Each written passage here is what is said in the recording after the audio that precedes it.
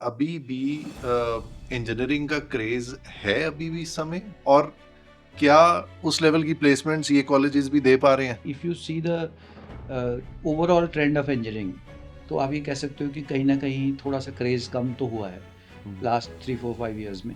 लेकिन अब आज भी कंप्यूटर साइंस इंजीनियरिंग की सीट्स भर रही हैं। अगर उनके पास 2,500 3,000 4,000 सीट्स हैं द बिग कॉलेजेस, तो उसमें से 80% सीट्स कंप्यूटर साइंस की हो चुकी हैं। कुछ एवरग्रीन स्ट्रीम्स हैं जैसे मैकेनिकल है, सिविल है, वो तो होती ही हैं, बट उसमें क्या है, number of seats is limited. हम जब इंजीनियरिंग कॉलेज में जाते हैं तो स्ट्रीम कैसे चूज करते हैं, क्या सोच के करते हैं? तो उस समय क्या होता था कि इलेक्ट्रॉनिक्स नंबर 1 रखी जा रही थी, तो फिर उसके बाद आईटी, सीएसई, ये सब चीजें आती थी। एंड माइंड में नहीं होता था कि क्या लेना है। और स्पेशली आईआईटीज में तो यही होता था, जो मिल जाएगी ले लेंगे, ऐसे ही होता था। सबसे इम्पोर्टेंट है आप किस कॉलेज में जा रहे हो, बिकॉज अगर आपका कॉलेज अच्छा है तो प्लेसमेंट अच्छी है, नहीं हम्म। तो प्लेसमेंट होएगी नहीं। तो इसलिए वो यहाँ पे कॉलेज की इम्पोर्टेंस बहुत ज़्यादा बन जाती है। बहुत बच्चे होते हैं सर, ज़्यादातर मैं कहता हूँ इंडिया में, जिनको बचपन में फीड कर दिया जाता है कि आपने क्या बनना है।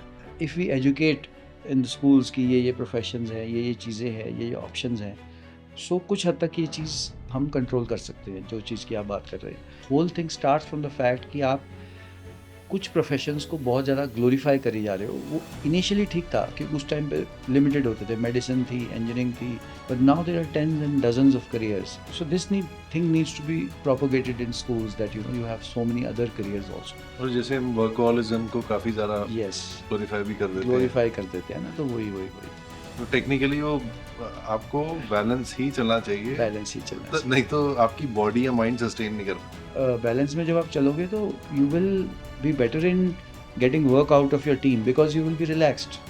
You have to listen to your own body, या ओन जो अंदर से आपका जो सिस्टम बोल रहा है, you have to listen to that also. Online classes का काफ़ी ट्रेंड आया था, या ऑनलाइन एजुकेशन का काफ़ी ट्रेंड आया था। तो how do you rate that first, मैं वो जानना चाहता हूँ। और अगर वो हो तो किस लेवल तक होनी चाहिए?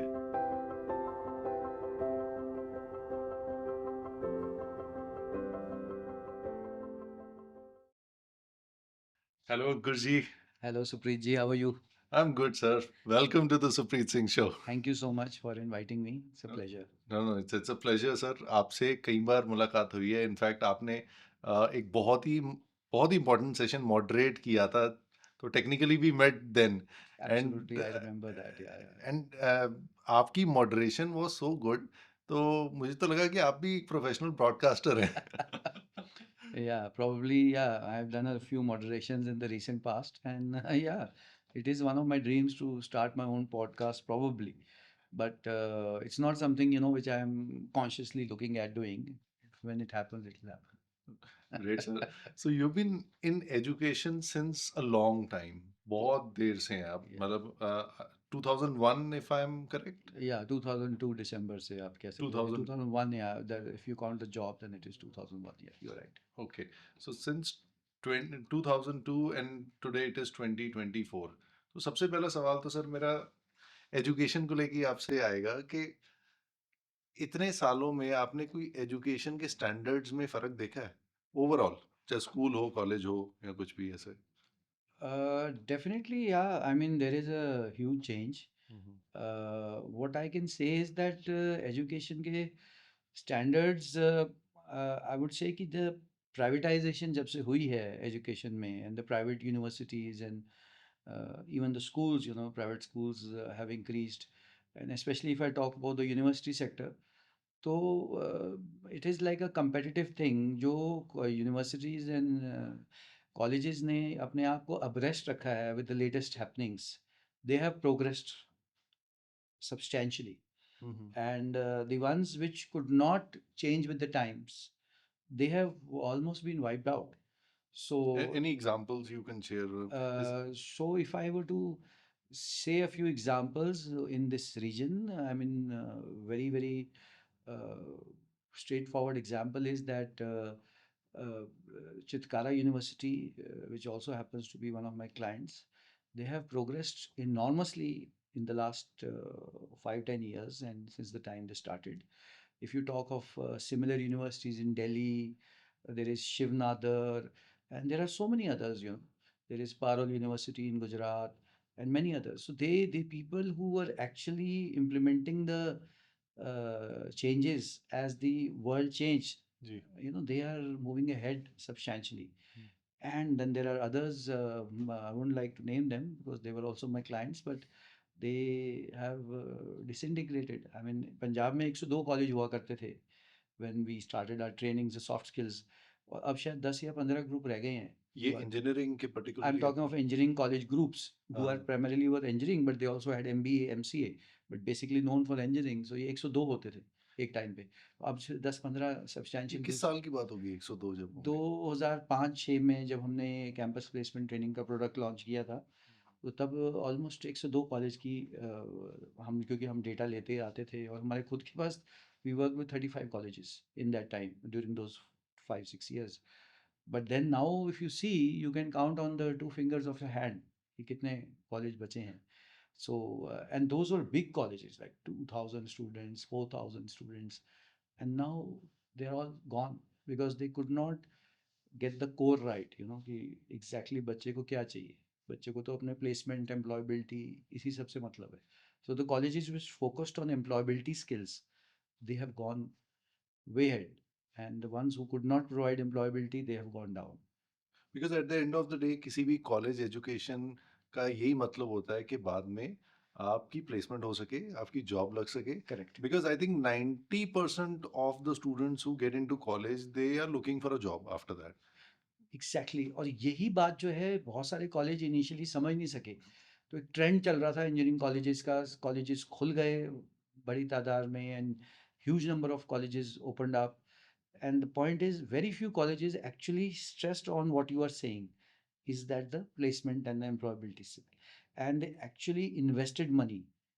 And it is those colleges today, they are standing their ground, whereas the others have disintegrated. So basically the idea is that you have to understand the core product कि core चीज़ हम क्या offer कर रहे हैं. तो core cheese is not कि आप engineering की degree दे रहे हो. core चीज़ कि आप engineering की degree के साथ साथ उनको एक job भी दे रहे हो.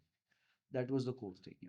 आईआईटीज और पैक के लिए ऐसे एनआईटीज के लिए इसीलिए इतनी वो फाइट रहती है क्योंकि पता है कि यहाँ से प्लेसमेंट्स अच्छी होंगी Exactly, हाँ हाँ exactly. Because I am from PEC and IITs, and जो आपने बोला NITs, exactly fight रहती है because they are giving you the placement. तो जिन्होंने उस चीज़ को मॉडल बना के आगे चले, जो भी कॉलेजेस हैं, वो आगे आगे आगे आगे प्रोग्रेस करते रहे. और जिन्होंने उसको मॉडल को आगे नहीं बना, सिर्फ ये सोचा कि आज तो ट्रेंड है, बच्चे भर लो, डिग्री दे देंगे, फैकल्टी ले आएंगे, ये है वो है, इंफ्रास्ट्रक्चर बना लेंगे. तो इंफ्रास्ट्रक्चर बनाने से भी कोई खास उस तरह से फ़र्क नहीं पड़ता जब तक कि आपके पास सॉफ्ट इंफ्रास्ट्रक्चर ना हो. हम्म। एक हार्ड इंफ्रास्ट्रक्चर हो गया, बिल्डिंग्स विल्डिंग्स और वो सब चीज़. एक सॉफ्ट इंफ्रास्ट्रक्चर हो गया, फैकल्टी, सॉफ्ट स्किल्स. तो जिन्होंने सॉफ्ट स्किल्स का और उसका ध्यान में रखा, वो आज की डेट में दे आर. बट इस पे इंडस्ट्री पे इम्पैक्ट तो काफी बड़ा हुआ सर क्योंकि 102 से सीधा 10-15 पे आ गए तो unemployment in terms of even teachers भी बड़ी होगी ये सो आई वुड, अगर वैसे सोचा जाए तो शायद इतना फ़र्क नहीं भी पड़ा. उसका रीज़न ये है कि जो आप बोल रहे हो वो देखने में ऑब्वियस लग रहा है, बट एक्चुअली है नहीं ऐसा. बिकॉज हो क्या रहा है कि जो 10 ग्रुप है, ये बहुत बड़े बड़े ग्रुप बन गए. If you look at the all the big groups, Chitkara university, Chandigarh university, lovely university, Amritsar college, तो जो प्रोग्रेस कर रहे थे colleges, they have become huge now. And so what has happened is कि उन्होंने बेसिकली बाकी, इमर्ज कर लिया सभी को हाँ, बाकी कॉलेजेस के टीचर्स, बाकी कॉलेजेस के फैकल्टीज, प्रोफेसर्स, डीन, डायरेक्टर्स, बहुत सारे इन कॉलेजेस में आ गए. So of course there is still a gap, but still, so it's like a mergers and acquisition हो गया कि कुछ कॉलेजेस हैं जिन्होंने एक तरह से बाकी कॉलेजेस को absorb कर लिया. मतलब जो लोग नहीं इवॉल्व हो रहे थे नहीं चला पाए तो Exactly. बड़ी मछली ने छोटी मछली को खा लिया, ऐसे ही कह सकते हैं. in a way you are right, in a way that has happened. और बस ये है कि हाँ, जो बड़ी मछली ने शायद उस तरह से नहीं खाया, but they have expanded hugely. They have expanded 10 times, 15 times, 20 times. तो वो ऑटोमेटिकली जो छोटी मछली है वो छोटी मछली ने डिसइंटीग्रेट हो खुद ही गई. सरेंडर कर दिया वही है इसमें समथिंग लाइक दैट. क्योंकि personally what I have also seen is कि एजुकेशन का सिनेरियो प्राइवेट सेक्टर में काफ़ी चेंज हुआ है वाइल जब मैं भी इंजीनियरिंग कर रहा था तो देवर हार्डली अ फ्यू कॉलेजेस जो सॉर्ट आफ्टर कॉलेजेस होते थे बाकी सब पंजाब टेक्निकल यूनिवर्सिटी या फिर जो स्टेट के होते हैं उसमें आ जाते थे, एंड लोग पहले अवॉइड करते थे। बट आज की डेट में जैसे आपने बताया कि जैसे चितकारा यूनिवर्सिटी है या फिर और ऐसे कॉलेजेस खुल गए जो स्टैंडर्ड एजुकेशन दे रहे हैं इस समय, तो इससे अब जो मैं मेन क्वेश्चन आपसे पूछना चाहता हूँ कि इससे अभी भी इंजीनियरिंग का क्रेज है अभी भी इस समय, मतलब क्योंकि उस समय तो था, अब और क्या उस लेवल की प्लेसमेंट्स ये कॉलेजेस भी दे पा रहे हैं? Okay. क्योंकि आपने प्लेसमेंट ट्रेनिंग का Uh, sir, thank you. You started it I think I over was the here. first one to हाँ, start in this हाँ, हाँ। entire North India. Hmm, Yes, you are right कि देखो ऐसा है कि if you see the overall trend of engineering, तो आप ये कह सकते हो कि कहीं ना कहीं थोड़ा सा क्रेज कम तो हुआ है हुँ, लास्ट 3 4 5 years में. There is a slight dip because तब क्या था कि एक बूम था. Infosys, Wipro, TCS, all these companies जो आईटी की कंपनीज हैं, दे वर इनटू हायरिंग. और उसी से ही ये इंजीनियरिंग कॉलेज का बूम ड्राइव हो रहा था बिकॉज कंपनीज वर हायरिंग, तो people wanted to be engineers, so engineering colleges came up. लेकिन अब आज भी कंप्यूटर साइंस इंजीनियरिंग की सीट्स भर रही हैं. तो कॉलेजेस ने क्या किया है कि अगर उनके पास 2,500, 3,000, 4,000 सीट्स हैं, द बिग कॉलेजेस, तो उसमें से 80% सीट्स कंप्यूटर साइंस की हो चुकी हैं. तो okay. Computer science with AI, computer science with data science, computer science with X Y Z. तो क्या हो रहा है कि वो कंप्यूटर साइंस जो है वो आज भी it is a still, you can say कि it is still in demand. उसमें काफ़ी डिमांड चल रही है. Whereas other streams they have reduced. कुछ एवरग्रीन स्ट्रीम्स हैं जैसे मैकेनिकल है, सिविल है, वो तो होती ही हैं, बट उसमें क्या है, number of seats is limited. तो एक इंजीनियरिंग कॉलेज, आप बड़ा इंजीनियरिंग कॉलेज कोई ले लो, ग्रुप जिनकी हमने बात की है, तो उसमें 2,500 सीट अगर कंप्यूटर साइंस की हैं, तो 100 सीटें मैकेनिकल की हैं, 100 सीटें सिविल की भी हैं. Total 3,000 seats, something like that. So but yes, overall there is a slight dip in the engineering craze, you can say that. Sir कुछ दिन पहले गिलाड इलेक्ट्रॉनिक्स से संजीव सेठी सर आए थे, तो सिमिलर सवाल मैंने उनसे पूछा था कि ट्रेंड का जैसे है इंजीनियरिंग का, क्योंकि मैंने इलेक्ट्रॉनिक्स इंजीनियरिंग की थी, तो मेरा पर्सनली इसलिए था कि हम जब इंजीनियरिंग कॉलेज में जाते हैं तो स्ट्रीम कैसे चूज करते हैं, क्या सोच के करते हैं। तो उस समय क्या होता था कि इलेक्ट्रॉनिक्स नंबर 1 रखी जा रही थी, तो फिर उसके बाद आईटी, सीएसई, ये सब चीजें आती थी, एंड माइंड में नहीं होता था कि क्या लेना है। और स्पेशली आईआईटीज में तो यही होता था, जो मिल जाएगी ले लेंगे, ऐसे ही होता था। बट जैसे आज की डेट में आप बता रहे हैं कि 80% जो है सीएस या आईटी जाता है, क्या अभी भी ऐसा होता है कि आपके हिसाब से कि जैसे जैसे पैक में एडमिशन मिलनी मुश्किल है, तो पेरेंट्स अभी भी देखते होंगे कि यार या आईआईटी में जो मिल रही है ले लो, फिर बाद में तो आईटी में ही जाना है। तो आपको लगता है अभी भी ऐसा ट्रेंड है या चेंज हुआ है कुछ? हाँ, ये तो होगा अभी भी. बिकॉज एक तो होता है कि आपका स्ट्रीम, और दूसरा होता है आपका कॉलेज. तो कॉलेज अगर आईआईटी मिल रहा है तो बहुत सारे लोग उस चीज़ को, स्ट्रीम को कॉम्प्रोमाइज़ कर सकते हैं आज भी. बट ये कॉलेजेस सर अपनी स्ट्रीम जैसे ट्रेंड के साथ चेंज नहीं करते कि ये स्ट्रीम को कम कर दें, या अभी भी वैसे ही वही करिकुलम चलता है या उसी लेवल पे ही चलता है? जैसे सीट्स आईआईटीज़ में नहीं होगा चेंज. अच्छा नहीं होगा। वहाँ ज़्यादा चेंज नहीं होता because they are run by the government, and उनके अपने बोर्ड ऑफ गवर्नर्स होते हैं, वो इस तरह से चेंज नहीं करेंगे ज़्यादा. थोड़ा बहुत चेंज वहाँ भी होगा, बट वहाँ पे फिर भी डिस्ट्रीब्यूशन वैसी रहेगी कि 200 सीट्स कंप्यूटर साइंस की हैं, 200 दूसरी ब्रांचेस की हैं, उस तरह से. बट जो प्राइवेट यूनिवर्सिटीज़ हैं, वहाँ पे फ़र्क पड़ जाता है. वहाँ अगर 2,500 सीट्स हैं तो उसमें से हो सकता है 2,200 कंप्यूटर साइंस की हों और 300 बाकी की हों. लेकिन आईआईटी में फ़र्क नहीं पड़ेगा. आईआईटी में आज भी अगर बहुत सारे लोगों को एडमिशन मिल जाएगी, तो अगर उसकी ब्रांच उसकी पसंद की नहीं भी है, सो दे माइट से कि नहीं यार, लेट्स गो टू आईआईटी. जहाँ तो आईटी में ही है, जैसे आप कह रहे हो, जहाँ तो हम्म। वही है, तो ब्रांड तो लग गया ना आईआईटी का. So for some people, most people rather, the brand will matter more than the stream. Personally sir what I felt is, जैसे 4 साल आपने एक इंजीनियरिंग की है या कोई किसी भी चीज़ की पढ़ाई की है, बट अगर आपने करना ही आईआईटी में, जैसे आप मैकेनिकल में है, मैकेनिकल के बाद I think not more than 20-30% people go into the mechanical field, वो जाते आईटी में ही है। हाँ. तो उनको वो एक्स्ट्रा पढ़ाई बाद में और करनी पड़ती है, जो पर आईटी सीएससी में होता है, चाहे वो आईआईटी से क्यों ना हो, कि अगर जिसने ये मतलब मैकेनिकल में या हो, अपॉर्चुनिटी के हिसाब से अगर जैसे कॉलेजेस नहीं चेंज हो रहे तो क्या आने वाले टाइम में ऐसा भी हो सकता है कि इनकी वैल्यू कम हो जाए इन कॉलेजेस की, सो द बिकॉज़ कि वो इंडस्ट्री की डिमांड नहीं पूरी कर पा रहे? जो आपका पहला सवाल है ना कि वो टेक्निकली यू आर राइट कि होना तो ऐसे ही चाहिए कि पहले आपने 4 साल मैकेनिकल पढ़ ली है तो फिर आपको दोबारा से आईटी पढ़ना पड़ेगा, तो which is not a very good thing. But India में क्या है कि the craze for IITs and the craze is so much, it's like a security. IIT is like a passport कि भाई आपको एक ठप्पा लग गया, एक सिक्योरिटी मिल गई जॉब की कि अब आप कहीं भी जा सकते हो, कुछ भी कर सकते हो। Doors will open if you से यू आर फ्रॉम आईआईटी, सारे डोर दरवाजे खुल जाते हैं आपके। सो कई लोग इस चीज़ को एज अ सिक्योरिटी लेके या as a propelling of their career लेके फिर भी आईआईटी में लोग जाना पसंद करेंगे। सो हालांकि technically speaking you are right कि जब आपने करना ही अगर आईटी है, फॉरेन कंट्रीज़ में शायद ऐसा नहीं होगा। वहाँ पे जो बच्चे ने करना है वो पहले ही डिसाइड कर लेता है बच्चा कि मैंने करना क्या है। मैंने एआई करना है, मैंने कंप्यूटर साइंस करना है, ये करना है। उसके बाद वो करियर डिसाइड करता है, उसके बाद वो अपनी यूनिवर्सिटी डिसाइड करता है। इंडिया में कई बारी उल्टा सिस्टम चलता है। इंडिया में क्या है कि सबसे इम्पोर्टेंट है आप किस कॉलेज में जा रहे हो, बिकॉज़ अगर आपका कॉलेज अच्छा है तो प्लेसमेंट अच्छी है, हुँ, नहीं तो प्लेसमेंट होएगी नहीं। हुँ, तो हुँ। इसलिए वो यहाँ पे कॉलेज की इम्पोर्टेंस बहुत ज़्यादा बन जाती है इंडिया एग्ज़ैक्टली। में। अ, अगर if we come to your story, या आपने आप सेंट जॉन से पढ़े हुए हैं, करेक्ट। क्रिकेट भी खेलते रहे सेंट या जॉन से। देन उसके बाद you did engineering, mechanical engineering for PEC, yeah that's right. Punjab engineering correct. College. फिर नारसी मुंजी एम मुंबई से एमबीए। आपने एमबीए की है। तो उसके बाद आपका एक शिफ्ट आया था जो हमने अभी ऑफ कैमरा जिसके बारे में बात की है। मैं वो जानना चाहूँगा कि वो क्या शिफ्ट था जब आपने वो पहली जॉब लगने के बाद वो छोड़ के बिज़नेस शुरू किया था? या सो हुआ ऐसे था कि we were in Bombay when I was in second year of my MBA, and I started teaching a few students some finance topics which they did not understand.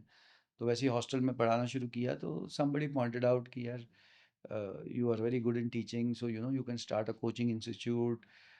And I always wanted to settle back in Chandigarh. My father had a business here, and I was not very impressed with the Bombay kind of life. So मुझे लगा नहीं, चंडीगढ़ में life बहुत बढ़िया है, अगर वहाँ पे कुछ काम मिल जाए, बिजनेस मिल जाए तो। And then this thing came up कि you know I have this teaching skill which runs in my family. My mother was a lecturer in English, and so are some of my other people in my family. So I thought कि how can I combine teaching with entrepreneurship.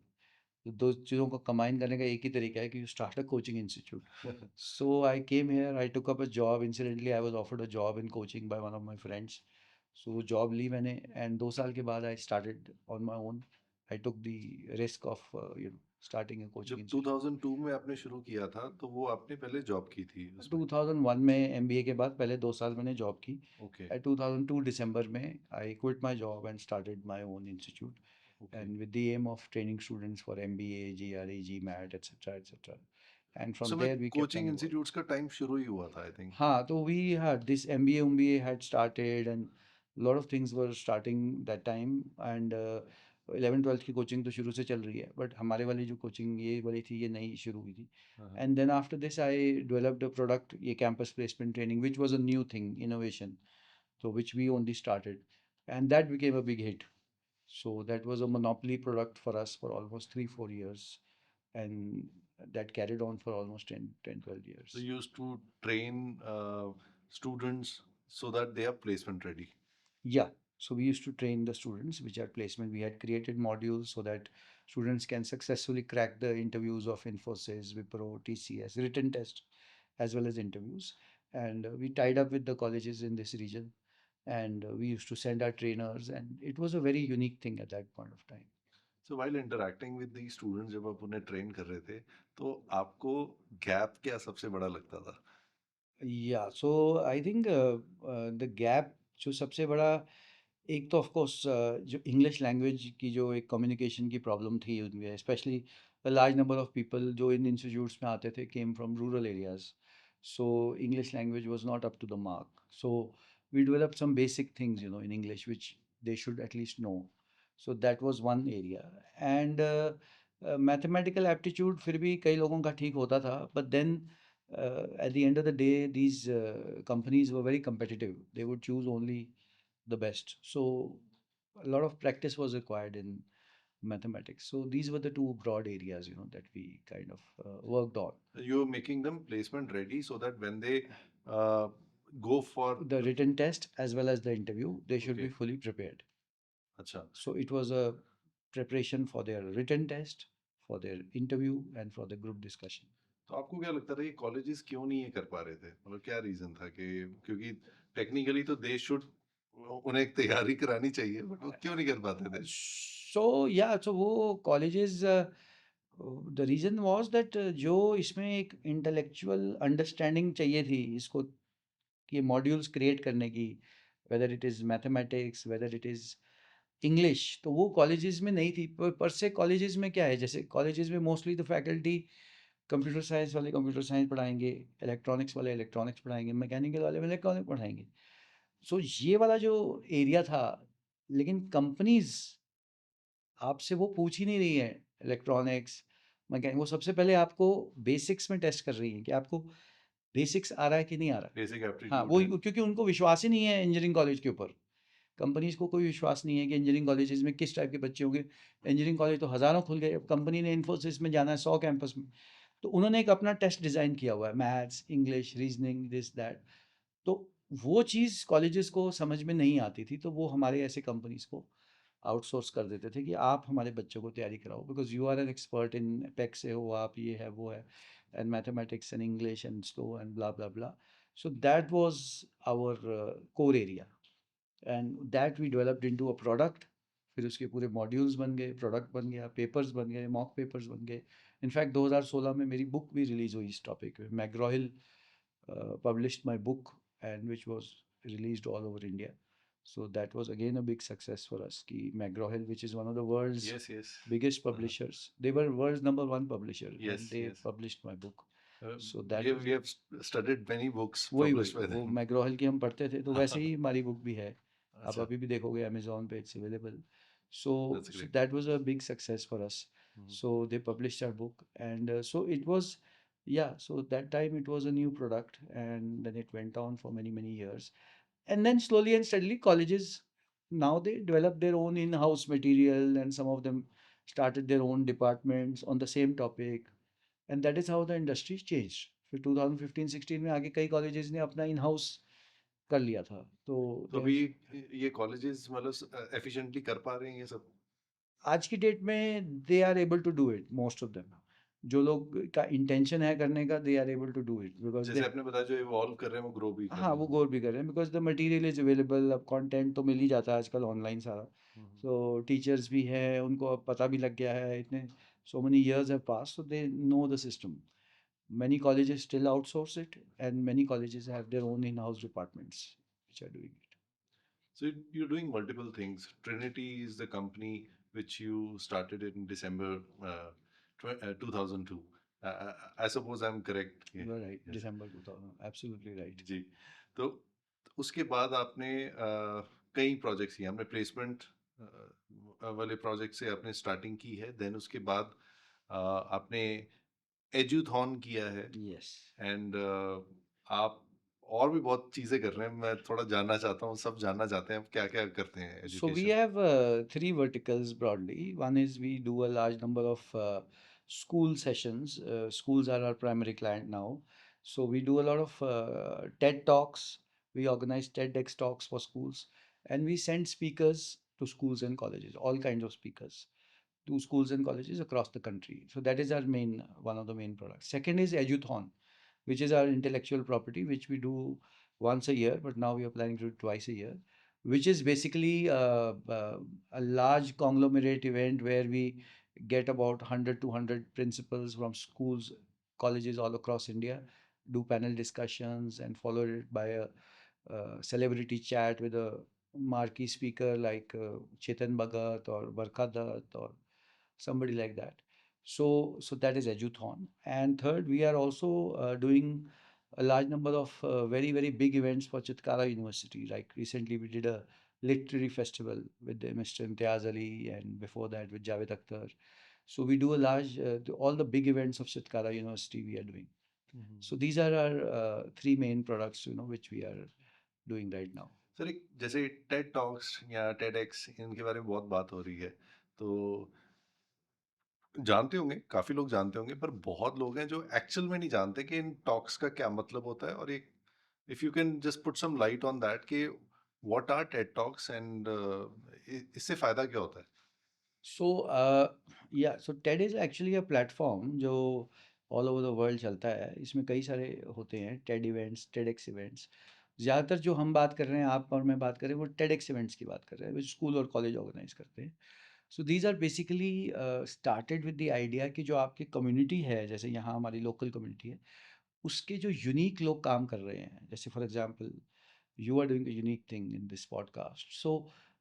So those kind of people get a platform to say their idea. So the whole idea of a TEDx speaker is that a unique idea whose time has come, right? So ideas that thrive. So maybe there is somebody in Kerala like who's called the lake man of India. वो क्या काम कर रहा है, वो lakes को अच्छी बना रहा है, lakes को साफ करवा रहा है, and he's not a very well known person. तो TED gives him a platform कि आप अपना आके talk दो कि आपने कैसे किया, क्या किया, and his unique story should come forward. आपने पॉडकास्ट शुरू की, किसी और ने हो सकता है कुछ और काम शुरू किया. So maybe there is a lady जिसने जैसे अरुणिमा सिन्हा तो खैर बहुत फेमस लेडी है, उसने माउंट एवरेस्ट क्लाइंब किया है. Maybe there is some other lady जिसने माउंट किलिमंजारो क्लाइंब किया है under some extreme circumstances. So those kind of stories, something which is very unique, and then they come and say that on a TEDx platform. So that is the whole idea of TED, to bring those stories forward. Many people think that TEDx का मतलब है कि कोई celebrity speakers आएंगे, और that is actually not what they want. वो हो जाता है because when big colleges and big institutes go for TED, वो एक आधा celebrity बीच में आ जाता है, but generally that is not their aim. The aim is to get people who are from the local community to speak on certain topics. And when we talk about Eduthon, तो walkathons, ऐसे thrones काफ़ी हैं, तो एड्यूथॉन क्या ये थोड़ा-सा speedy process रहता है एक तरह से, या फिर थोड़ा-सा चिल वाइब में एक Ye- एजुकेशन को एक yes, जगह पे शोकेस किया जाता है? you getting it right.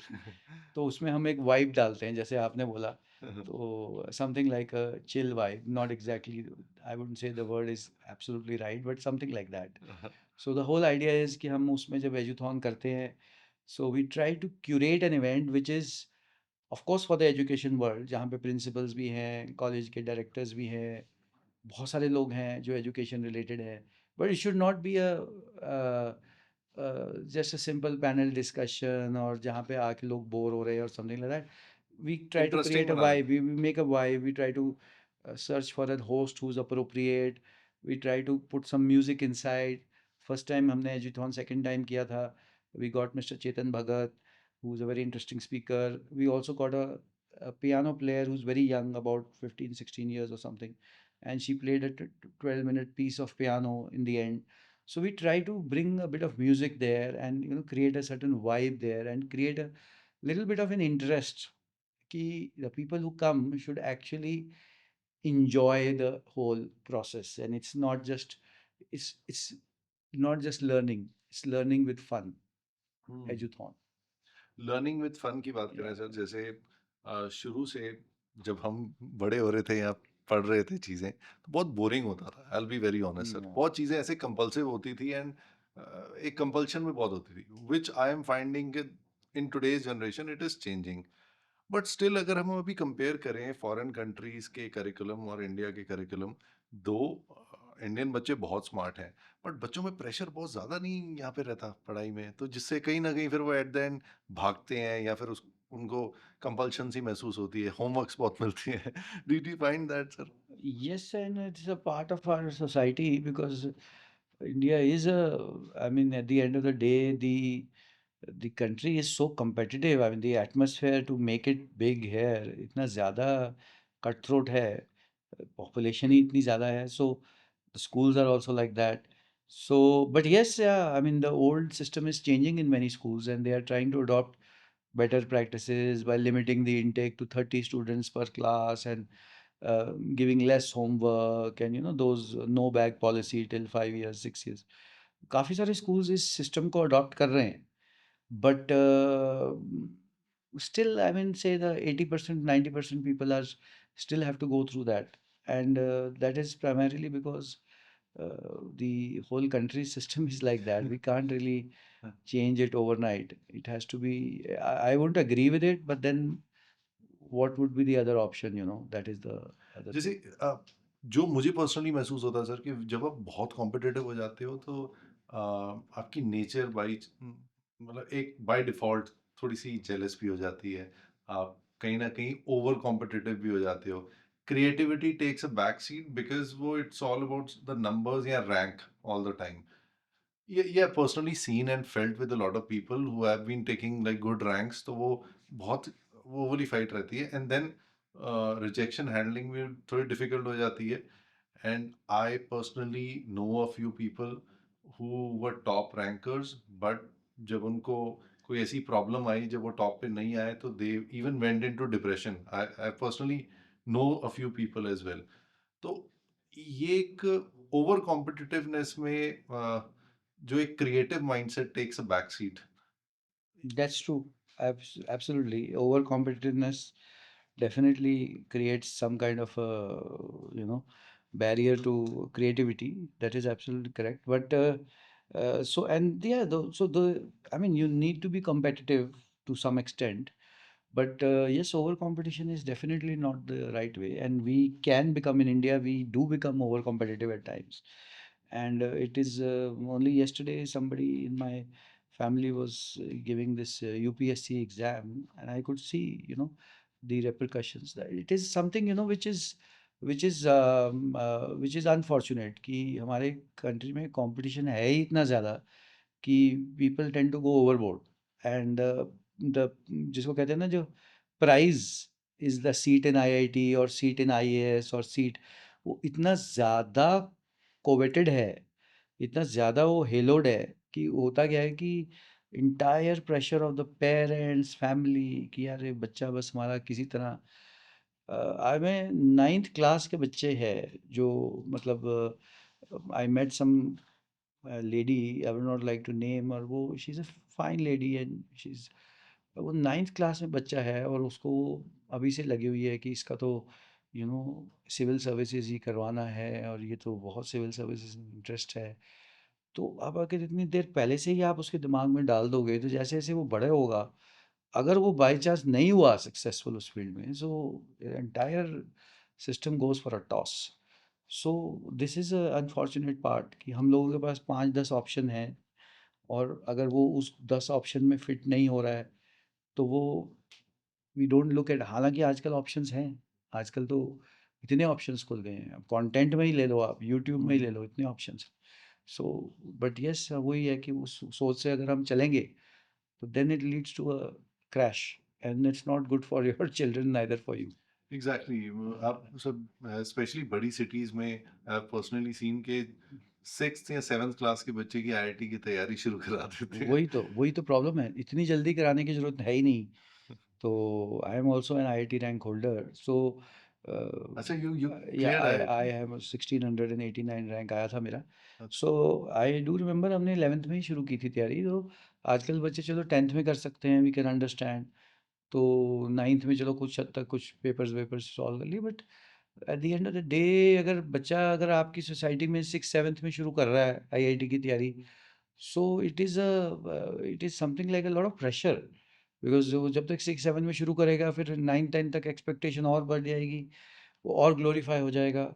कुछ हद तक coaching institutes and I am part of this fraternity, सभी की फॉल्ट है, ग्लोरीफाइड हो जाता है, वो रैंक्स ग्लोरीफाई हो जाती हैं, न्यूज़पेपर्स में आर्टिकल आ जाते हैं, और कहाँ कहाँ तक बात, यूट्यूब में इंटरव्यूज़ आने शुरू हो जाती हैं। सो वो ठीक है, I mean, but the point is कि if you talk to me as a parent और as a person in the society, तो आई थिंक कि शांत रहना बहुत ज़रूरी है, and you should take it one step at a time. जो जिस स्टेज में होना है ना, उस स्टेज में आपको करना चाहिए, उससे पहले अगर उसकी तैयारी शुरू करा दोगे, so it's not a very good thing. तो किसी ना किसी प्लेटफॉर्म पे आप कुछ ऐसी अवेयरनेस क्रिएट करने की कोशिश करते हो या फिर थोड़ा सा पेरेंट्स को रिलैक्स करने की या फिर हम बच्चों को भी कि बच्चे भी थोड़ा सा अपना कॉन्फिडेंस ठीक रखें। हम लोग करते तो हैं in terms of parental sessions in schools and colleges. We do that once in a while. So a lot of schools ask us to do sessions for parents. So we have a set of speakers, who go there and talk to the parents. ये किस तरीके से होना चाहिए, क्या होना चाहिए, क्या नहीं होना चाहिए, right? So and it does create an impact also. But then those are sessions which are happening once in a while, and compare that to what is happening in the YouTube and the newspapers and all the time, that pressure which is being created. So, so that is another story altogether. एक web series sir I थी Kota factory, Correct. हाँ. उसमें बहुत अच्छी तरह बहुत चीजें explain की गई हैं Right, right, right. And I think that's a kind of reality जो उसमें रिफ्लेक्ट करने की कोशिश की है। तो बहुत बच्चे होते हैं सर, ज्यादातर मैं कहता हूँ इंडिया में, जिनको बचपन में फीड कर दिया जाता है कि आपने क्या बनना है। Mhm. तो एंड कई बार स्कूल्स पर्सनली आई फील वो भी एट फॉल्ट होते हैं कि वो भी कई बार टीचर्स के you are good at science, you are good at maths, you are good at this, और जो जो बच्चे शायद कैलिबर हो बट वो शरारती होते हैं या फिर वो कुछ क्लासेस में नंबर नहीं ले पाते, तो तू तो बेटा आर्ट्स वाला है, और हालांकि आर्ट्स से भी बच्चे बहुत कुछ कर सकते हैं। तो ये हम जो सोसाइटल लेबलिंग करते हैं या फिर ओवर जजमेंट, तो isn't it affecting the real talent, or isn't it mentally stretching the generation? क्योंकि सर हम जो आज की डेट में हम भी उसी एज से निकल के बच्चे थे और आज बने हैं, तो कहीं ना कहीं जैसे for example you secured a rank in IIT, आपने पैक से किया है, your confidence must be must much higher than somebody who didn't clear it। Yeah, that's तो true. तो वो जिसका क्लियर नहीं होता उसके लिए एक मलाल रह जाता है, ऐसे एक लूजर वाली फीलिंग रह जाती है। Exactly. So इसके दो पहलू हैं इसके ना, कि पहली चीज़ तो ये है कि जो ये सारा सिस्टम है वो क्यों है, because 30-40 years back, IITs were seen as a passport to success, and so was Punjab Engineering College. There were very few colleges, and everybody, India had just come out of, whenever India came out of this partition and all that, there were few, positive professions at that time. तो चला तो वो तब से आ रहा है ये सारा system, but at the end of the day अब क्या हो गया कि now there are many other professions, there are many other things which you can do if we educate in the schools कि ये प्रोफेशंस हैं, ये चीज़ें हैं, ये ऑप्शंस हैं, सो कुछ हद तक ये चीज़ हम कंट्रोल कर सकते हैं, जो चीज़ की आप बात कर रहे हैं। So but it starts from there, that the whole thing starts from the fact कि आप कुछ प्रोफेशंस को बहुत ज़्यादा ग्लोरीफाई करी जा रहे हो। वो इनिशियली ठीक था क्योंकि उस टाइम पे लिमिटेड होते थे, मेडिसिन थी, इंजीनियरिंग थी, सिविल सर्विसेज थी, आर्मी थी, few careers were there, but now there are tens and dozens of careers, provided you have a basic good knowledge of maths and English. So this thing needs to be propagated in schools, that you have so many other careers also. So I think वहाँ से ये एक process जो है of de-stressing start हो सकता है, what you are trying to say, कि वहाँ से ये start हो सकता वेरी वेल सेड। एंड आप स्कूल्स के साथ बहुत जुड़े हुए हैं, है। अलग अलग तरह के स्कूल, हर लेवल के स्कूल्स होंगे, तो ऐसा कोई पॉइंट शेयर करना चाहेंगे जो आपने किसी स्कूल में देखा और आपने कहा wow, this is an amazing thing they are doing, और वो अगर आप हाईलाइट शेयर करें शायद हो सके कि वो अगर बाकी स्कूल्स भी फॉलो करें तो एजुकेशन में कहीं ना कहीं एक रेवोल्यूशन आ सकता है पॉजिटिव वे में। कोई ऐसा आपका कोई एक्सपीरियंस हो? Yes, I have seen that there is a school in Rajpura called Holy Angels. So, which I have seen that the owner, Mr. Sebi Thomas, he takes personal care of a lot of his staff members. He's personally involved in each and every activity. He organizes a lot of these career counseling sessions. We have done more than 50, 60 sessions with him, and he gives overall exposure to the kids and his teachers also. So I think he's a very, very progressive person. So I think that kind of concept, if emulated by some of the other schools, would be a very, very good thing. So I think, yeah, I have seen a few schools are there, very few though, okay. जहाँ पे एक बहुत अच्छी type की education जो है एक proper holistic way में बच्चों को मिल रही है। एक basically it's a mixture of, I would say, the old discipline and the new progress. ये नहीं है कि ट्रेडिशनली जैसे स्कूल्स थे कि सिर्फ discipline discipline discipline discipline, and so he manages both the things very well. या एक्चुअली आपका जो एक्सपीरियंस है वो इतना वाइड है कि कोई भी इनपुट अगर आपकी तरफ से जाएगा तो it it can benefit a lot of people. This is what I personally feel. अब कमिंग बैक टू एजुकेशन, आपने सर इंस्टीट्यूट भी चलाया है, एमबीए भी, एमबीए की भी बच्चों को तैयारी कराई है, फिर उसके बाद आपने लोगों की प्लेसमेंट भी कराई है, फिर एजुथॉन्स करा के उनको एक एजुकेशन को इंजॉयबल भी, फन एंजॉय। वे में भी बनाया है। देन आप you are an aggregator for a lot of speakers as well. तो right speaker at the right place आप पहुंचा देते हैं।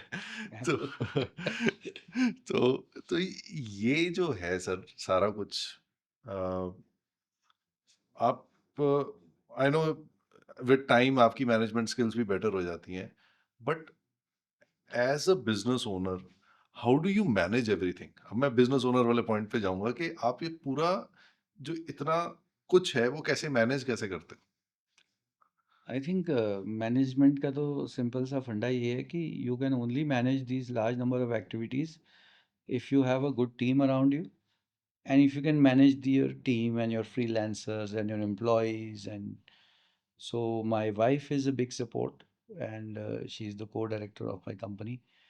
And so we have a team of decent team who is managing their entire show. Then we have a lot of freelancers who work with us. Some speakers are also our freelancers. So when Eduthon happens, all of them come together and work as a very close knit family.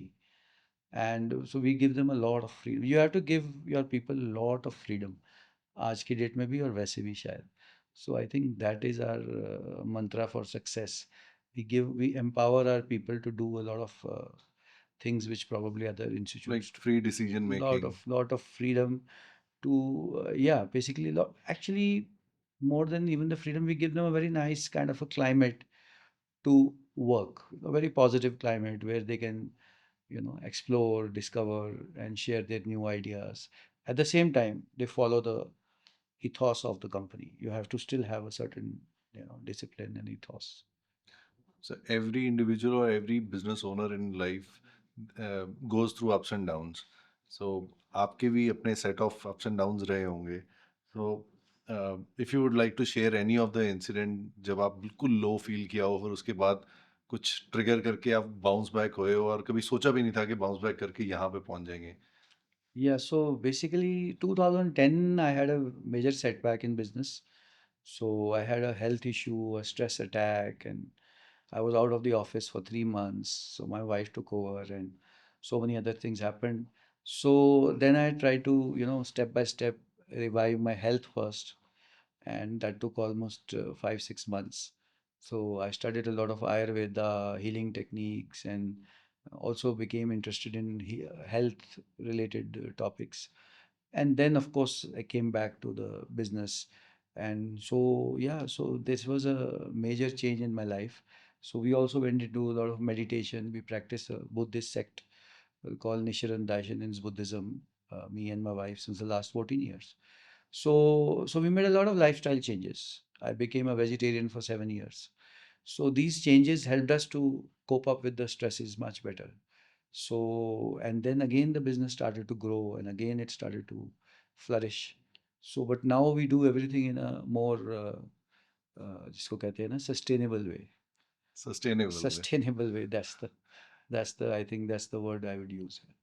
तो sustainability sir हर चीज़ में चाहिए होती है। चाहिए होती है, बिल्कुल चाहिए। एंड आपने सबसे पहले आपकी हेल्थ सही होने के बाद आप बिजनेस को क्या बेनिफिट हुआ? क्योंकि जैसे why I am saying using this word, क्योंकि the session which you had moderated was about holistic viewpoint correct, towards health. Correct. तो होलिस्टिक वर्ड कई बार यूज होता है, एंड होलिस्टिक आपने भी एक दो बार यूज किया कॉन्वर्सेशन में, एंड यू वेंट इनटू, एक कहते हैं कि एक पिट में जाके फिर वहां से खुद आप बाउंस बैक करके आए हैं, एंड वहां से बाउंस बैक करके, बट वो बाउंस बैक करने में आपको मेडिटेशन ने हेल्प की है Yes. And multiple changes in your lifestyle. Yeah, yeah, yeah. तो ये जो लाइफ़स्टाइल में जो चेंजेस हैं या जो हम जिसको कहते हैं अच्छी आदतें, वो कितनी इम्पोर्टेंट है? और जैसे sometime when people are successful they ignore these habits and वो जो खराब हैबिट्स आपको सक्सेसफुल बंदे को भी कहाँ लेके आ सकती हैं। तो मैंने ये 2 क्वेश्चन आपसे पूछे। आप आई होप मैंने कन्फ्यूज़ नहीं किया अपने क्वेश्चन से। हाँ, जो आपने पूछा है कि ये क्वेश्चन जो मैं समझ रहा हूँ कि ये लाइफ़स्टाइल की चेंजेस कहाँ तक आपको हेल्प कर रहे हैं इन द हाँ जी, बिज़नेस, हाँ राइट? जी। हाँ, हाँ। So, see, so essentially, yeah, so it's very clear that जब आप ये सस्टेनेबल वर्ड यूज़ कर रहे हैं या जब आप होलिस्टिक वे यूज़ कर रहे हैं, so that means you are leading trying to lead a more complete life, जिसमें कि जो बिजनेस है वो एक पार्ट हो गया आपका। पहले क्या था, इट वाज ओनली बिजनेस, सुबह से लेकर रात तक। I was inspired by Bill Gates, जिसने लिखा था कि भाई मैंने 6 साल में 6 छुट्टियां ली हैं अपनी बुक में, हाँ, स्पीड हाँ, ऑफ हाँ। थॉट, बिल हाँ, गेट्स की हाँ। बुक पढ़ी थी। तो मैं भी उसी फिलॉसफी पे चल पड़ा। मैंने पहले साल कोई छुट्टी नहीं ली है ऑफिस में, 365 डेज काम करता रहा। अगले साल मैंने 2 छुट्टियां ली, उसके अगले साल 4, and then this happened. So now it's more of a sustainable kind of way of living where I have, I mean, I take 2 breaks of 10 days in a year, go for retreats, and Saturday, Sunday I don't work mostly. So, जो भी official छुट्टियां आती हैं government की, we have a holiday, and I try to not delegate any work even to my employees in those days. So business is just one part of the entire system. So there are other, I sham ko I have to go for my evening sports. I like to play tennis, badminton, and then my meditation, of course. So ये 4-5 चीज़ें साथ साथ चल रही हैं, and business is one out of the 3-4 things. So वो automatically फिर balance हो ही जाता है वो, because जो प्रॉब्लम तो आती है जब आप एक चीज़ को फोकस में ले आते हो बहुत ज़्यादा, जैसे आपने बोला पहले, ओवर कम्पिटिटिवनेस, कि यार नहीं मैंने तो यही करना है, सो तो सारा टाइम आपके दिमाग में वही चलता रहता है। So then you can come under stress. I'm not saying everybody, but it can put you under stress. और जैसे हम वर्कोहॉलिज़्म को काफ़ी ज़्यादा Yes, ग्लोरीफाई भी कर देते हैं। ग्लोरीफाई कर देते हैं ना, तो वही वही वही। तो सो टेक्निकली वो आपको बैलेंस ही चलना चाहिए। बैलेंस ही चलना नहीं चाहिए। तो आपकी बॉडी या माइंड सस्टेन नहीं कर हाँ, पाएगा। और जब आप बैलेंस में चलोगे तो आप ये रियलाइज करोगे कि बैलेंस में जब आप चलोगे तो you will be better in getting work out of your team, because you will be relaxed. So आपकी टीम मेंबर्स भी बैलेंस्ड होंगे, वो भी खुश रहेंगे, and output overall will be higher. It will take some time. Initially हो सकता है आपका आउटपुट कम आए, क्योंकि आप बैलेंस्ड वे में हो तो आप कम काम कर रहे हो, लेकिन over a period of time your productivity will rise. आप 1-2 साल बाद देखोगे, 1-2 साल बाद यू विल नोटिस कि आपकी प्रोडक्टिविटी पहले से बढ़ गई, व्हेन यू मेंटली रिलैक्स्ड आपकी डिसीजन मेकिंग भी अच्छी हो जाती है। मच बेटर हो जाती है, मच बेटर हो एंड जाती क्या होता है कि जब आप करते रहोगे, आपका माइंड को रेस्ट नहीं दोगे तो आप कहीं ना कहीं चिढ़े रहोगे। है। बिल्कुल, absolutely, I think you are right. Yes, ये पर्सनली मेरे साथ ये कुछ दिन पहले ही हुआ था। तो I was just not I had not taken a break, like लगातार ही कुछ ना कुछ चलता रहा। मुझे लगा मैं कि आई am not enjoying my work any more. तो फिर एक जबरदस्ती अपने आप को एक ब्रेक दी। उसके बाद अगेन यू बिकम फ्रेश, और जो फ्रेशनेस आती है उससे decision making becomes much better. तो I yes. Think you are right. वो जब आप थोड़ा सा स्लो डाउन करते हो, एक बड़ी पुरानी कहावत है, चाइनीज सेइंग है, क्योंकि मैं चाइनीज सेइंग्स भी काफ़ी पढ़ता रहता हूँ। I read a lot of documentaries on Chinese medicine and so on and so forth. So उसमें है कि to go fast you have to go slow. So it's a paradox कि अगर आपको फास्ट चलना है तो आपको एक्चुअली स्लो चलना है। लोगों को समझ नहीं आता भाई ये क्या मतलब है, to go fast to go slow. आपने आई थिंक शाओलिन भी काफी पढ़ा है और मार्शल आर्ट्स के हाँ, बारे में भी काफी पढ़ा है। That is part of the same thing कि if you want to go fast you have to go slow. मतलब ये है कि आपको एक सस्टेनेबल वे में जब आप जाओगे तो आपका and result will be much faster. लंबा चलोगे। लंबा चलोगे आप, you will go much long. ये सर वही बात है आई थिंक कि अगर आप आज कुछ कर रहे हो तो वो उस हिसाब से करो कि उसकी लेगेसी बनानी है। लेगेसी बनाए, यही हम आपने करेक्ट बोला, यही वर्ड है कि आप कुछ ऐसा करो कि धीरे धीरे वो लेगेसी बने। ये नहीं कि मैंने 2 दिन में इतने कर दिए, ये मैंने पॉडकास्ट करना है तो मेरे को 10 स्पीकर करने हैं इस महीने में, not like that. You try to slowly build it up, and धीरे धीरे ecosystem बनेगा, and automatically things will start coming to you. जैसे relaxed में होगे तो अपने आप दिमाग में आइडिया आ जाएगा. पर जैसे आज की डेट में sir everyone wants everything to fast. Correct. तो जैसे हम देखते भी हैं कई बार कुछ लोगों को जल्दी कोई चीज़ मिल गई या पीयर ग्रुप में या सोशल मीडिया का इतना इन्फ्लुएंस है तो सोशल मीडिया में सो कॉल्ड इन्फ्लुएंसर्स कई बार ऐसे होते हैं जो चीज़ें शो ऑफ करते हैं जिस वजह हाँ. से यूथ भी कहती है कि यार ये सेम एज का है इसने ये ले लिया मेरे पास कुछ भी नहीं है। तो अब इस केस में जब इतनी भागा-दौड़ी है, तो ये जो आप कह रहे हैं कि if you want to go fast you have to go slow, ये कैसे लोग समझें? ये समझाना मुश्किल है, ये धक्के खा के ही समझ आता है. But yes, you are right कि आज की डेट में सोशल मीडिया में देखो तो एवरीथिंग इज़ इंस्टेंट.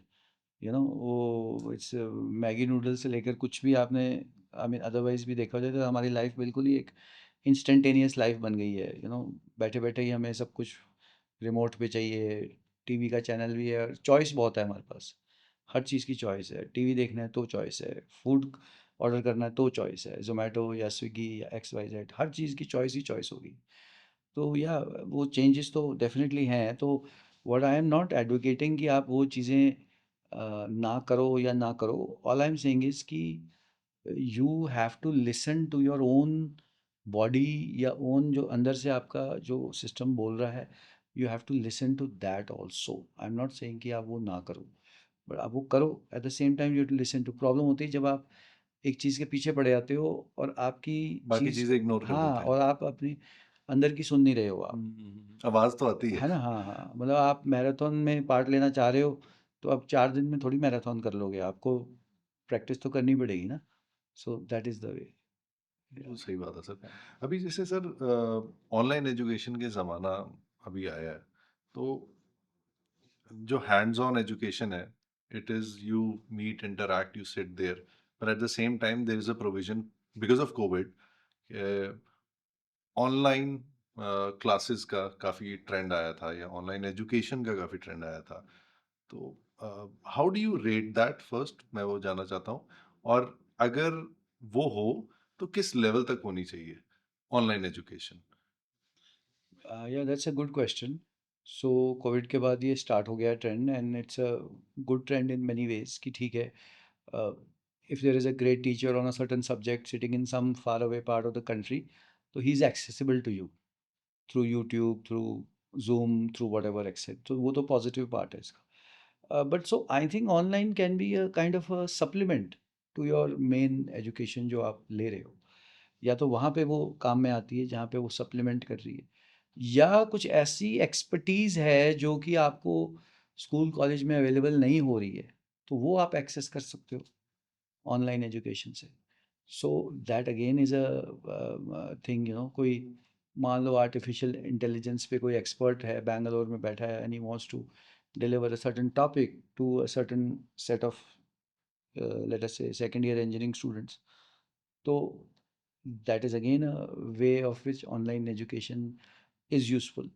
बट जो एक डायरेक्ट फिजिकल क्लासरूम है जहाँ पे इवन आज भी अगर आप देखोगे तो जितने भी ये फिज़िक्स के या कोटा की आपने बात की, कोचिंग सेंटर्स या जो भी है, वहाँ आज भी जो है direct teacher to student interaction ही हो रहा है मोस्टली. बिकॉज जब तक आपके पास टीचर अवेलेबल है फिज़िक्स का या मैथ्स का, और वो a good teacher and is ready to explain to a large number of students, और जब तक वो एक सर्टेन कॉस्ट में अवेलेबल है या आपको सूट कर रहा है, तो why would somebody want not to study.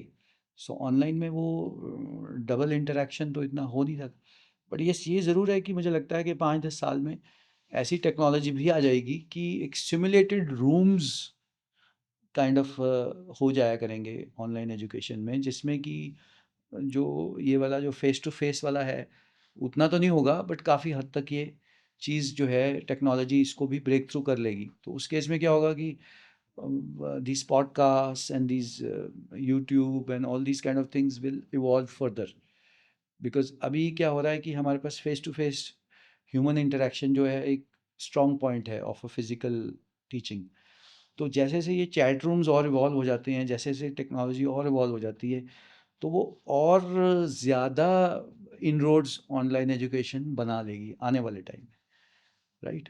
पर जैसे सर आपने पहले बात की थी सॉफ्ट स्किल्स की, एंड सॉफ्ट स्किल्स ही आप लोगों को सिखाते थे जब आप प्लेसमेंट ट्रेनिंग का बिजनेस जब आप कर रहे थे।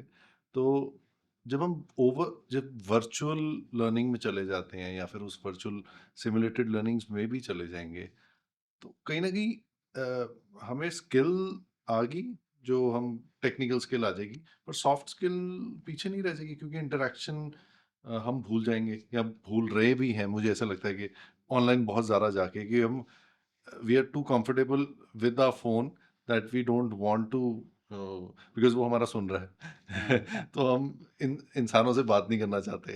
तो ये तो बात है, this is true, this will happen eventually and this is not a very good thing, so that the soft skills, या बिकॉज वो if everything is virtual then you are not, human interaction कम हो गया and soft skills go down, so this is not something which is very good, but this is the, क्या कहते हैं उसको, जैसे कहते हैं ना कि नेसेसरी ईविल है एक तरह से, या जो भी कह लो, I mean it's a byproduct of the things which are happening, but you are right, I mean अभी still there is a long way off all these things, अभी chat rooms और ये सब चीज़ें अभी टाइम लगेगा, और there has to be no substitute for a जो फिजिकल फॉर्म में जो स्कूल है, वो एक रहेगा, technology will probably come in as an aid, जैसे आज भी हम टेक्नोलॉजी यूज़ कर रहे हैं, हम बात तो कर ही रहे हैं, तो technology is an aid, right? उसके बाद ये कंटेंट जाएगा, so it will help us propagate this entire thing,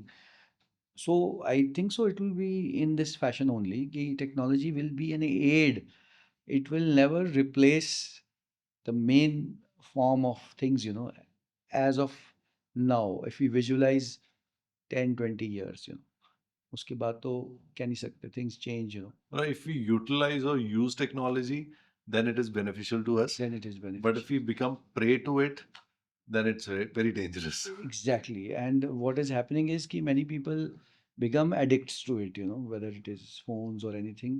So as long as it is helping us make better decisions and it is again part of our life, if it becomes the only thing in our life, then again it can spoil the things. इसी पे sir point के educational institute schools and colleges are they focusing on the mental health of the students as well? कोई है ऐसा, कोई अभी या segment हो या कोई ऐसा क्लासरूम हो या कोई सेक्शन हो, कुछ ऐसा है अभी आपके हिसाब से, या कोई चैप्टर हो? So life skills is a part of curriculum in many schools. Mental health sessions are being organized in many schools. Counselling होती है बच्चों Counseling की is regular? also happening in many schools. Now, the question which you can ask after that is how effective is that?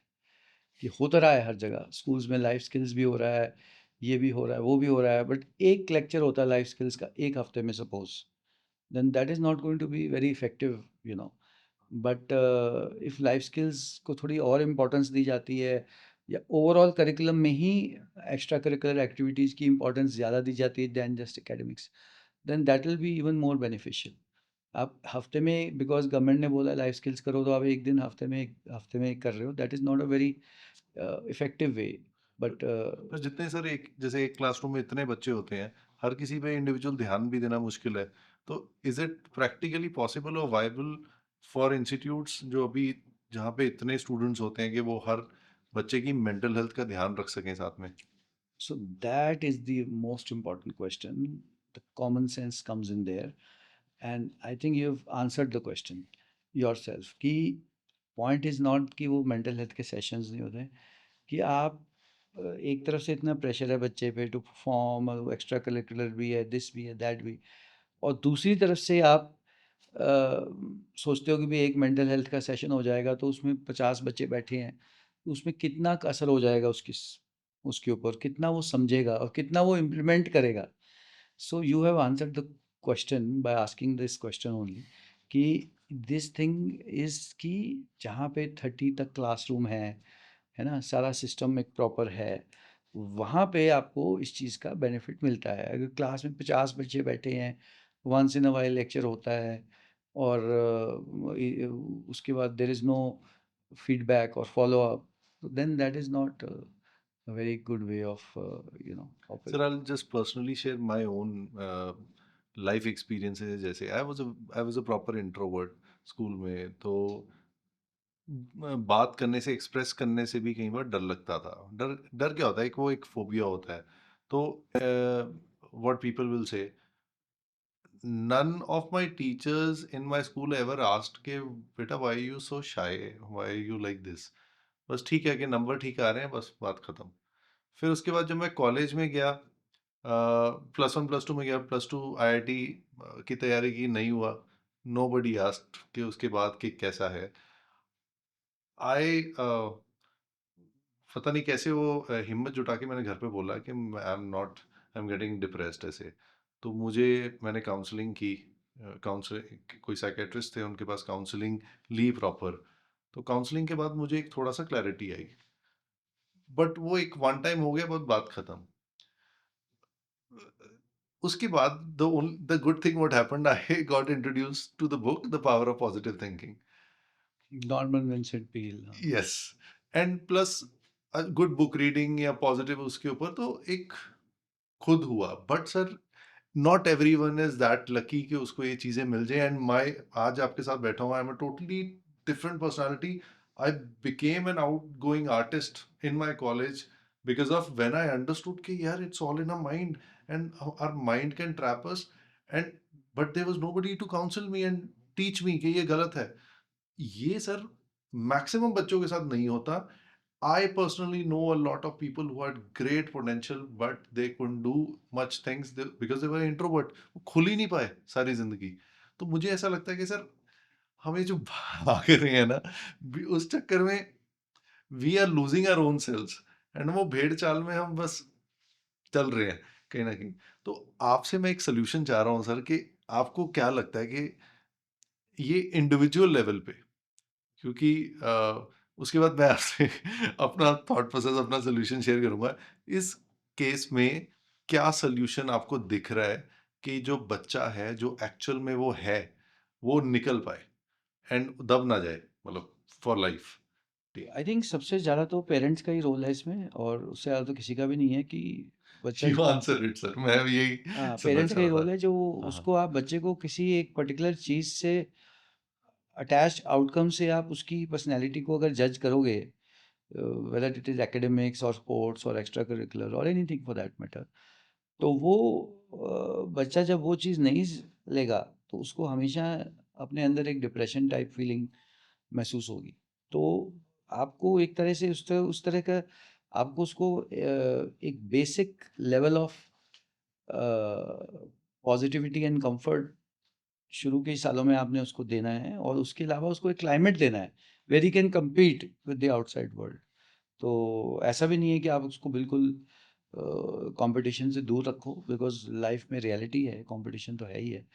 तो eight the same time उसको first formative years में आपने उसको एक अच्छा प्लेटफॉर्म दिया है, जहाँ पे ही डजंट जज himself on the outcomes, he is comfortable with what ever that person is. तो वहाँ से आई थिंक ये चीज़ सॉर्ट आउट होती है first few 5-6 years of his life में, इफ इज मोर और लेस सेटल्ड, एंड देन वहाँ से धीरे धीरे आपने उसको compete कराया, and then of course you are in touch with him. So I think that has to be the solution, parents के पास ही है सोल्यूशन इसका प्राइमरीली। बहुत अच्छा आंसर दिया सर। मैं यही आंसर, सिमिलर यही सॉल्यूशन आता है मेरे माइंड में भी हमेशा। बट उसमें एक ही मेरी अपील रहती है हमेशा, कि जो आउटगोइंग बच्चे होते हैं वो फिर भी थोड़ा सा इजी होते हैं, जो आउटस्पोकन भी होते हैं, या naturally you are born confident, you can see that. But जो इंट्रोवर्ट हैं, उनसे बात ज़्यादा करें, उनको जाने कि वो क्यों इंट्रोवर्ट हैं। क्या पता वो नेचुरली इंट्रोवर्ट ना हो सकता है कि देयर इज सम इनहिबिशन, या उनके माइंड में कुछ ऐसी चीज़ चल रही है जो खुद को लेके they are not very confident about their own self और their own thought process. And वो फॉर्मेटिव ईयर्स में 14 से 22 साल में, करेक्ट। स्पेशली मैं 14 भी नहीं, 12 साल की उम्र से वो उनसे बात करें और उनको कंफर्टेबल कराएं अबाउट देयर ओन सेल्फ। तो ये पर्सनली मुझे लगता है। बट आपने जो आंसर दिया वो बिल्कुल कंप्लीट आंसर था। तो thank you for that. And as the theme of our podcast is inspire me, so the journey, your journey has been very inspiring the way आप नीचे आके आपने बाउंस बैक करके एक एजुकेशन लाइन में एक लेगेसी क्रिएट की है and you are creating a further legacy and you're a change maker it and you're a trend setter. This is what I'm seeing. आपने पहले प्लेसमेंट ट्रेनिंग का किया thank Eduthon and thank you so much.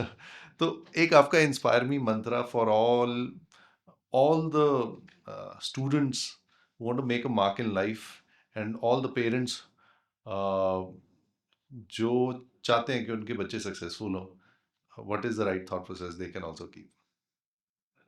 So I think if you are asking me for an inspire me mantra, so मेरे life से जो निकल के आ रहा है that is resilience, never give up, keep at it. अगर आपने कुछ सोचा है कुछ करने का, सो just keep doing it, maybe even one step at a time. Slow, go slow, take small steps. Eventually, after some time, you will reach your destination. Great. And for the parents, parents के लिए भी एक parents के लिए ये है कि don't be in अ हरी। तो हो जाएगा, बच्चे ने जो करना है वो समय दे. कर ही लेगा। You have to give that person more time.